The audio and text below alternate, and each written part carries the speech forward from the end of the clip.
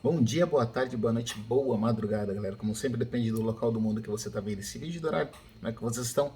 Vídeo com um pouco de delay aqui em relação ao clássico. Vamos falar, claro, de São Paulo e Corinthians. Um clássico que foi realizado pela quinta rodada do Paulistão, aconteceu no último domingo, né, dia 29 de janeiro, com vitória do Timão pelo placar de 2-1, com gols de Adson no primeiro tempo, o artilheiro da tarde barra noite, sendo eleito também o melhor jogador da partida, com o Luciano, ex-Corinthians, lei do ex, se fazendo presente, diminuindo o placar na segunda etapa. O resultado acaba com a invencibilidade do São Paulo no Paulistão, vinha de 4 jogos sem derrota, mas continua na liderança do grupo A, do grupo B com 8 pontos, mas com 3 pontos de vantagem para o Água Santa, que começou bem jogando mal, mas conseguiu uma vitória. Então te mostra, de novo, aquela questão: o Campeonato Paulista está muito equilibrado. Timão, com a derrota do São Bento no último final de semana, assumiu novamente a liderança do grupo C com 10 pontos. Em termos de classificação, tanto Corinthians quanto São Paulo estão tranquilos, né? O único dos grandes de São Paulo que vem tendo problemas é o Santos, mas esse assunto para outro vídeo. O foco aqui é falar do Majestoso. O Corinthians acabou repetindo basicamente a mesma escalação, não teve grandes novidades. O problema foi o Michael lesionado, ainda demora acho que demora mais 2, 3 semanas para voltar. E a opção acabou sendo o Rony. O Fausto Vera tinha expectativa, teve algumas informações que a gente apurou durante a semana, poderia ser titular no duelo, mas acabou nem relacionado. A surpresa foi o Paulinho, né, depois de muito tempo lesionado contra o Red Bull Bragantino no Paulistão de 2022.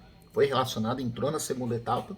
Do lado do São Paulo, aquela questão importante que a gente também vem pontuando, né? O Tricolor buscou em uma reformulação, trouxe vários reforços, trouxe alguns jogadores bem promissores, mas está repleto de estrangeiros. Tem oito jogadores de outras nacionalidades no elenco, e o regulamento da CBF, que vale para Paulistão, para a Copa do Brasil, para o Brasileirão, enfim, para as competições organizadas aqui em território nacional, só permite 5 estrangeiros relacionados por partida. Aí estava sem o Rafinha, sem o Igor Vinícius, sem o João Moreira, lateral direito da base. Teve que trazer o Orejuela, que é o lateral que não tá, é dos pesadelos para a torcida do Tricolor. Tenho amigos meus torcedores que falam que ele é um dos piores jogadores que já viram na história do Morumbi. Acabou precisando o Arboleda no meio de campo, o Mendes, um jogador que vem, um equatoriano que disputou a Copa do Mundo e parece que vai se firmar como titular. Você tem o Caleri, óbvio, não tem como tirar o artilheiro do elenco. Então acabou o Galopo, que se destacou contra a Portuguesa, é um jogador que eu espero que realmente tenha tempo aqui no Brasil, possa desenvolver o futebol dele, porque ele tem potencial, parece ser realmente um jogador muito bom, pode ser que valha o investimento, não foi nem relacionado. E o Rogério Ceni mexeu na escalação, acabou durante a semana o que foi divulgado, que ele poderia entrar com um esquema bem ofensivo, né, com o Luciano jogando no meio, então ele jogaria quase com um 4-2-4, e na prática não, ele acabou colocando o Pablo Maia, que foi uma surpresa, o Mendes e o Nestor. Então armou um meio de campo com 3 volantes, e teve o Caleri, o Wellington Rato e o Davi, o David aberto, então o David e o Wellington Rato para criar jogadas para o Caleri, e o meio de campo teoricamente para marcar, só que aí você tem o Corinthians jogando num 4-4-2. Então essa questão no meio de campo acabou tendo um pouco de problema. O Corinthians teve uma vantagem numérica e nenhum dos 3 volantes conseguiu parar o Renato Augusto, que é o Corinthians hoje tem o Renato Augusto como sendo o diferencial técnico, que normalmente você conseguindo anular o camisa 8 do Timão, você consegue restringir muito a capacidade ofensiva do Corinthians. E o São Paulo deu muito espaço, isso ficou evidente. O primeiro gol que acontece do Corinthians é um passe preciso do Renato para o Fagner, que faz o cruzamento, e o Adson consegue finalizar.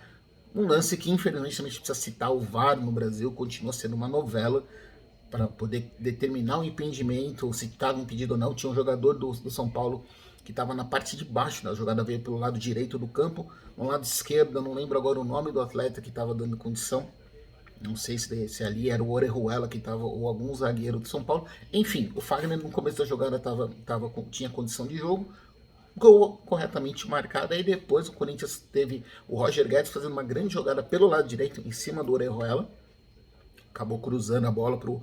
Aí houve uma falha, acho que tanto o Rafael quanto também o Alan Franco acabam, se eu não me engano, acho que o Alan Franco, não, o zagueiro, um outro zagueiro, o Alan Franco, ele erra o bote no Guedes. A zaga do São Paulo bate cabeça, não consegue tirar a bola, e o Adson livre, consegue finalizar, abre uma vantagem de 2-0 ainda no primeiro tempo. E aí pressão na torcida do São Paulo, já que compareceu em bom número, mais de 54 mil pessoas, começando aquele burburinho, aquela questão em cima do time, e o Orejuela, toda a bola que ele recebia, ele era vaiado. E o São Paulo tentou criar algumas jogadas no primeiro tempo, chegou até a assustar um pouco, mas nada muito preocupante para o Cássio e para toda a defesa do Corinthians. Segundo tempo, mudanças, aí o Ceni tentou 2-0, não tem porque não tinha o que fazer, abriu o time, então tirou o Orejuela, tirou o Pablo Maia, já veio com o Luciano, veio buscar, vamos tentar mudar a forma do jogo, colocou o Caio, que é um jogador, é um atacante, que jogou na última temporada no Fluminense como lateral esquerdo. O Fernando Diniz improvisou ele na lateral esquerda e ele teve que jogar na lateral direita, improvisado, para ver se conseguia dar um apoio e se melhorava um pouco a situação ali com o Roger Guedes. E assim, a gente pode falar que na base do sufoco, depois o São Paulo conseguiu melhorar, assim, foi para cima, tentar o Corinthians com a vantagem de 2-0, esperou o São Paulo jogar, deu a bola pro tricolor.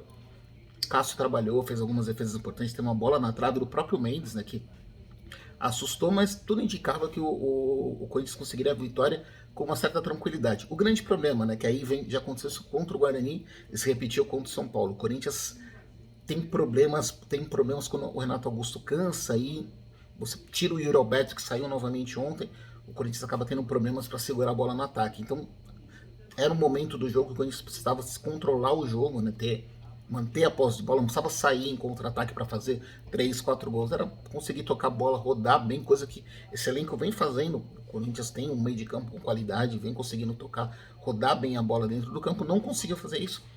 Teve o Renato Augusto saindo para a entrada do Bruno Mendes, saiu o Yuri Alberto, colocou o Paulinho, então tudo isso acabou fazendo o Corinthians perder a questão da ofensiva, então o Corinthians acabou terminando a partida segurando o resultado, isso é fato. Então isso levanta um ponto de atenção. É o segundo jogo seguido que o Corinthians tem essa questão, essa dificuldade para não passar tanto sufoco, não chamar tanto o adversário para cima. O Ceni, inclusive, assim, essa questão de abrir o time não deu certo.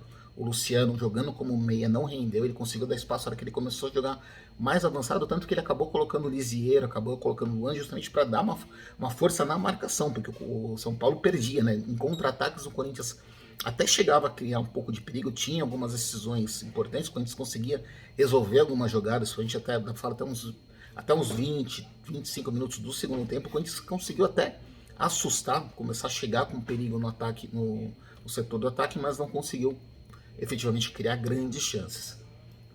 Aí acontece uma falha da defesa do Corinthians, o Luciano acaba, uma boa jogada do São Paulo também tem méritos para a parte ofensiva, o Luciano dentro da área, ao invés de jogar como meia, consegue finalizar sem chances para o Cássio, 2-1, com 30, 35 minutos, aí tinha mais de 10 minutos para o São Paulo ir para cima e buscar um empate que seria muito importante, seria bem diferente, assim, seria, para falar que seria até uma vitória, entre aspas, né, por conta do você tá com 2-0 atrás do placar e não conseguir criar jogadas, um 2-2 em casa, mantendo o tabu, seria muito importante. Não foi isso que aconteceu, então São Paulo perde a invencibilidade, o Corinthians volta a vencer o rival no Morumbi, coisa que não acontecia desde a semifinal do Paulista de 2017, e termina, dá esse alívio, né? O Corinthians volta a vencer também como visitante, tinha perdido para o Red Bull Bragantino, tinha empatado com a Inter de Limeira, agora vence o São Paulo, tem essa questão tranquila e a preparação pensando agora nos próximos confrontos. Né?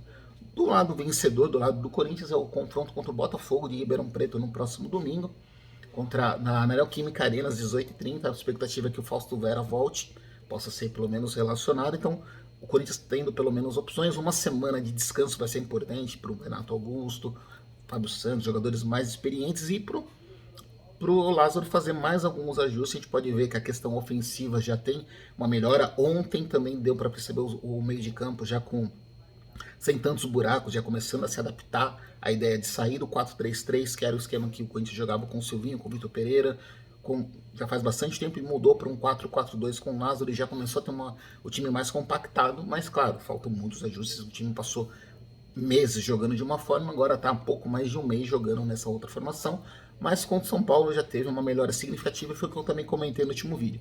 Contra o Guarani foi um teste importante, porque o Guarani vem fazendo um campeonato, vem fazendo alguns jogos bons, e contra um rival do mesmo nível, né? Um clássico, você consegue sim ter a tua defesa bem testada, seu ataque também tem que mostrar resultado, e foi o que aconteceu no clássico. O Corinthians foi cirúrgico, não foi uma grande atuação individual de alguns jogadores, mas o Corinthians mereceu a vitória. Do lado do São Paulo, apesar da derrota, apesar de perder para o rival, que sempre é ruim, a torcida vaiou no final do primeiro tempo, vaiou ao final do jogo, isso é normal, ninguém gosta de perder, mas não é um motivo de crise. O São Paulo chegou vários reforços.